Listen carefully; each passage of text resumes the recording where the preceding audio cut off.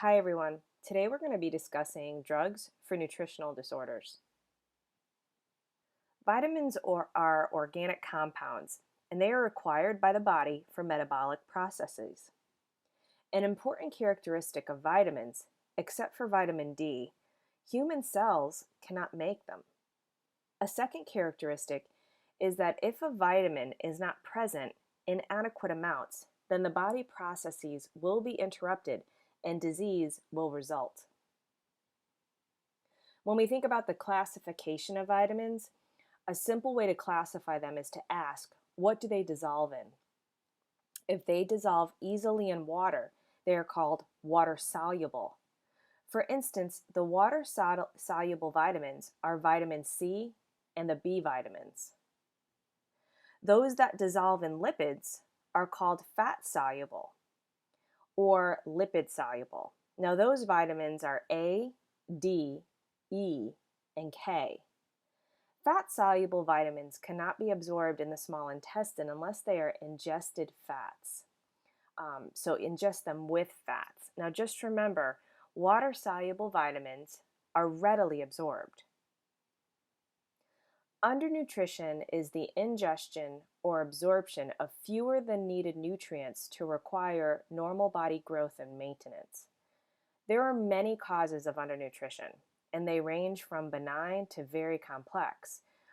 Age, alcoholism, HIV/AIDS, cancer, burns, inflammatory bowel disease, trauma, surgery, eating disorders, there's some GI disorders, and even neurological diseases can lead to undernutrition.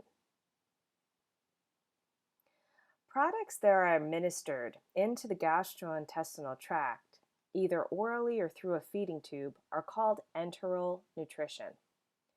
That is much different than parenteral nutrition. Now, parenteral nutrition, we've got nutrients that are administered through an IV infusion, which puts patients really at risk for many other complications.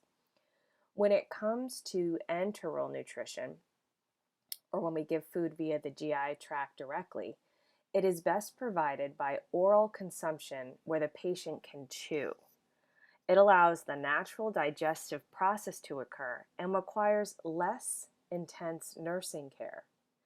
When it comes to tube feedings or elemental tube alimentation, this is necessary when the patient has difficulty swallowing for some reason and cannot take fluid or meals using their mouth to chew or swallow. We do prefer enteral nutrition over parenteral nutrition. An advantage of tube feedings is that the amount of nutrition the patient receives can be precisely measured and recorded. We also can give these feedings in various ways. Enteral feedings can be given through a nasogastric, nasoduodenal, nasal jejunal gastrostomy, and also through a jejunostomy.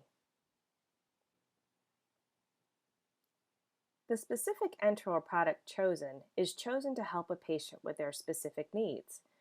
The classifications of enteral feeding products are oligomeric, polymeric, modular, and specialized formulas. Total parenteral nutrition is administered when patients are not getting their metabolic needs met with enteral nutrition. We also called total parenteral nutrition hyperalimentation. We like to use TPN only for a short-term therapy because it can cause severe complications like infection. We use TPN very judiciously, and we watch patients for development of a fatty embolism, so we use a special filter that comes with the TPN preparation itself. When it comes to administration, we need to have a good vein because the high incidence of phlebitis or inflammation of the vein. And you don't know this yet, but larger veins tolerate concentrated formulas better. They have better integrity than our small little peripheral veins. So for long-term therapy, when we do have to do TPN for long-term, and that's, we don't like to, but sometimes we have to, we often will have the physician access a central vein, which is a large vein, And sometimes we do this and we call this a PICC line. And sometimes nurses can insert PICC lines in specialized areas.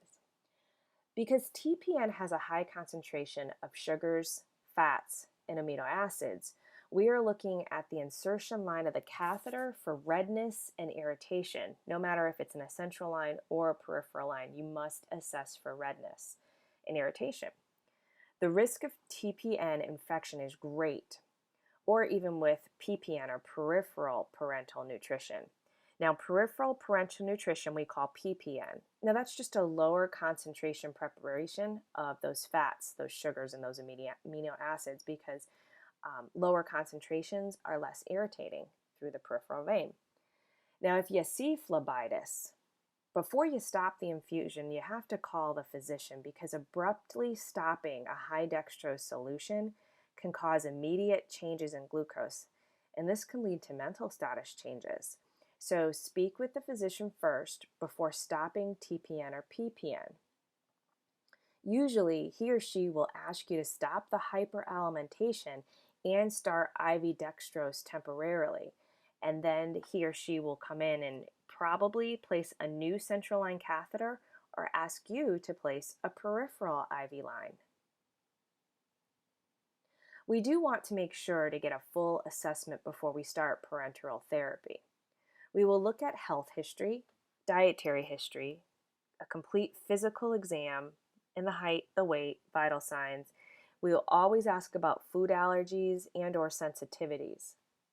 We also need to assess the appropriate labs, like a white blood cell count, which is included in the complete blood count or CBC. We want to look at electrolytes, glucose, blood urea nitrogen, or as we call it, BUN. We need to look at the liver and renal functions. And should you take a moment to look at those total protein levels, it really helps when we look at serum albumin. This is a great way for understand the patient's nitrogen balance. It is also important to know patients' lipid profiles and their serum iron levels. During administration, we want to make sure the patient is getting the desired effects of nutritional therapy. So we'll continue to monitor vital signs, continue to trend and check those labs that we just mentioned. They should be ordered periodically. We also want to do daily weights at the same time of the day each day and make sure to record them. We want to report adverse effects immediately, such as fever, nausea, tachycardia, palpitations, hypotension. So that could all be a sign of sepsis and dyspnea. Now, if someone is having dyspnea or difficulty breathing and they are receiving enteral tube feedings, that could mean that the patient has aspirated the feeding. It went from the stomach and has been aspirated into the lungs. Any signs of aspiration, such as frequent coughing, acute changes in lung sounds, and difficulty breathing, should be reported to the physician immediately, and we then consider holding an enteral infusion. Monitoring blood glucoses should be a part of our 24-hour care. Now, usually, blood glucoses or finger sticks are ordered at least every 4 to 6 hours, especially with enteral feeding, and often with parenteral feeding, you can see it even more frequently. Patients receiving parenteral nutrition, well, we make sure they're getting those therapeutic effects of TPN. We want to remember that oral care is extremely important. Now, at the time that they're receiving TPN, they're not putting anything in their mouth. So oral care helps the salivary glands stay functioning in addition to maintaining good oral health. Small feedings, when permitted, is important despite the patient stating how hungry they may be. Now, part of the healthcare team we utilize during this time are the speech pathologist or speech therapist. Same discipline, just two different words that we call them. The speech therapist or pathologist may be called back in to check the patient's ability to swallow from time to time. And they will be in communication with physicians and set up this time. Now, especially patients that have had a stroke or surgery involving the head, neck, and upper GI tract are people who generally are candidates for TPN. Now, speech pathologists, they work with the nurses and doctors to help determine patient readiness to take food and liquids by mouth. Also, they help to determine the correct consistency of a diet. Speech pathologists also give patients exercise and work with them on strengthening any part of the upper airway or larynx and ability to swallow. So they'll work with them for exercises and they come to the bedside to do that. Another person that's part of the healthcare team are the dietitians. Dietitians help us determine the type of diet, like cardiac, renal, low protein, low sodium, a diabetic diet, or the low fat diets. Now, also, dietitians help us determine how much water is necessary for daily survival. And again, we all work together as a team with our physician.